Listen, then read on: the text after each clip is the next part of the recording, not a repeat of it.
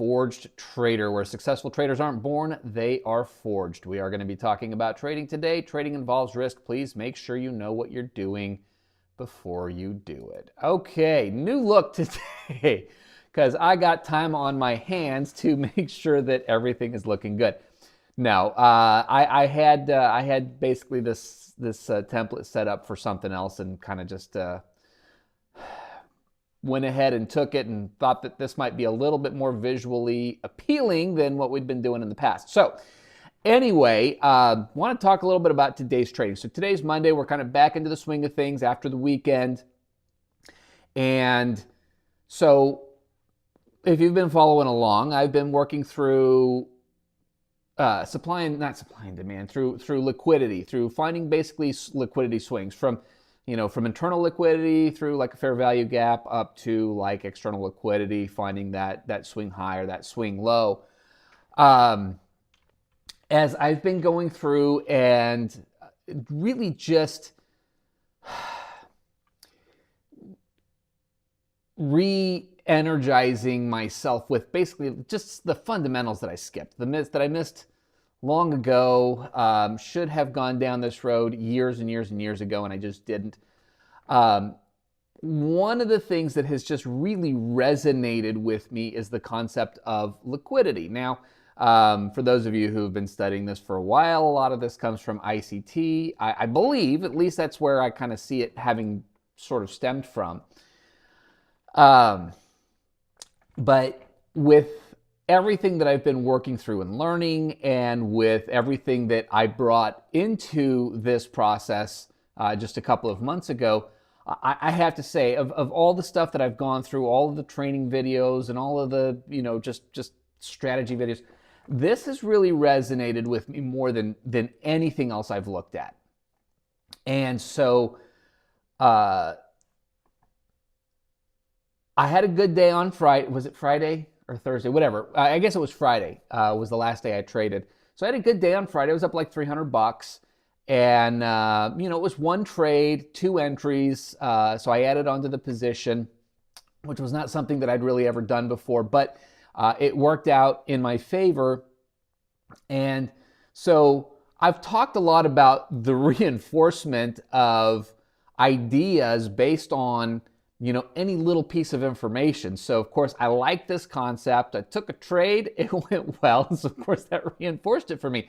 I'm smart enough to recognize the fact that this does not necessarily mean that I found the perfect strategy and that it's going to just skyrocket from here. But what I have found is a foundation that I can build on. And as I continue to learn and develop and test and do all of the things that I've been doing and continue to do as I move forward, this is the foundation from which I will be building, right? So instead of like, as my wife likes to say, a monkey with tinfoil, it's just easy to grab my attention and pull it in a different direction. Yes, that absolutely has been me, but I'm really trying to hone in on one concept that makes sense to me and build around that. So as I continue to, look, I'm never going to stop learning. I'm never going to stop gathering information. I'm not going to spend 30 hours a week doing it for the rest of my life, but I will continue to learn and grow and develop with different ideas and concepts that may make my trading just that much better, that much more consistent, right? So the whole idea here is to get this core nucleus and then slowly but surely just build around it instead of building one piece here, one piece here, one piece here that are completely unrelated. And I think that that's where I've struggled in the past. I have all these different ideas and I try all these different things before really giving one concept an opportunity to take hold. And so this is what I'm really trying to do here. So I think I'll talk again about reinforcement. I had a pretty good day today. I took 2 trades. I was 2 for 2. I did take a pre-market trade. Now, that's not something that I'm used to doing, and I don't know if I'll continue doing this. First of all, I don't know that my schedule is going to consistently make this an option for me. But number 2, trade the times that you're comfortable with. Having never traded pre-market, I took a tiny little position. Look, look, if I lost it, it wasn't going to devastate me. I think my risk on it was less than $20 per account. So in an attempt to make the trade meaningful, I did take it in the evaluations, but I took such a tiny little position based on how the trade setup was, that the risk was nominal, the reward was nominal. It was just an experiential moment. I did end up winning the trade, but what I did realize that I took it a little too close to open. I did hit my target right before open, but I can't even remember what time I took the entry. I guess I could go back and look, but it doesn't really matter. It was just probably a pretty solid reminder that, quite frankly, if I'm going to take a pre-market trade, be conscious and wary of open, because I don't want to hold a position into that New York Open. Now, it was, in fact, a fair value gap trade, internal to external liquidity. Essentially the same setup that I took last week. After market open, I waited patiently. It took almost an hour for me to get another entry, get the entry that I wanted. And so this was really a test of my patience. Now I'm all excited, right? I've had a couple of trades. They've both been winners. I want to take another one. I'm seeing all of these things starting to come together. So that desire to take another trade was very, very strong. And I managed to hold it back until I saw what I wanted to see. And so, it was definitely a test of my patience, and I feel like I passed. I found my entry. I took it. I do host the Trader Bacon Show on Benzinga's YouTube channel, on benzinga.com and Benzinga's YouTube channel, every Monday morning at 11 o'clock Eastern. And I get in and get started at about 10:45 to make sure that all the setup and everything is correct. So I took this trade. It was about 9:20. Again, a little too close to a deadline for me. It was again a good reminder. I think today was like, hey, watch your times, even if they don't necessarily. Look, I could have kept the trade open, but I don't want to be hosting a live show and have the anxiety of an open trade hanging before me. And not to mention, in the background, have, I can't remember what it says. I should know this by now. Target hit or stop hit or whatever. It's got the robotic voice in the background. Well, of course, I didn't want to have that going off and distracting me in the middle of this live show as well. So I did exit the trade a little early. I exited up about another $130, I guess, which was kind of a bummer, because I was up well over $200. I was well into that range, but I wasn't at the target yet. And of course, this is where you get into that mindset of trading can be so dissatisfying. As I got closer to the show, all I did was move my stop up. And so I was bouncing around way higher than that. And then it came back and hit my stop. Now, of course, if I'd left the position the way that I technically should have, based on the strategy that I'm utilizing, interestingly enough, it would have come down literally to the tick, to the spot just above, like where I set my stop under. So it would not have hit my stop, and then it shot back up, and it would have hit my target, which would have been well over $300, $350, $360. So I would have been up, I guess, over $400 today if I had just left the trade alone. But the trade wouldn't have actually ended. It would have, like, in the middle of the show, it would have been right there at my stop loss. And, if you're the type that likes to, get distracted easily and look at, the other screen where your charts are, it would have been distracting while I was in the show. And then it wouldn't have actually hit the target until well after the show was over. It would have been a really long trade, which wouldn't be a big deal except for the other commitment that I had. So for me, it was just a good reminder that when I'm entering, be wary of the time frames, be wary of what's going on in my schedule, be wary of what's going on in my world that might hinder me from letting the trade play out the way that it should, which honestly, actually, this would have been a really good test for me because I think my risk on the big trade was like 105 bucks. So again, not significant. I could take 2 to 3 of those in a day. Like if I took 3 of those in a day, that would hit my daily max drawdown, right?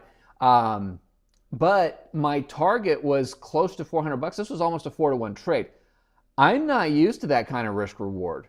And I got to tell you, there is a significant difference in that anxious feeling when you do just know that you can take 2 bad trades and take 1 more and get out of that drawdown, which is something that I was very, very consciously searching for because of my experience with the risk to reward ratio that I was operating with before that I struggled so much with. So anyway, at the end of the day, up about 170. As you can see, there was a little bit of slippage on one of the accounts as far as one of the entries. So most of them were up 170. One of them was up 144. So on these 25K accounts, I'm roughly at, let's call it 25,473 in change. So almost a third of the way to passing these guys.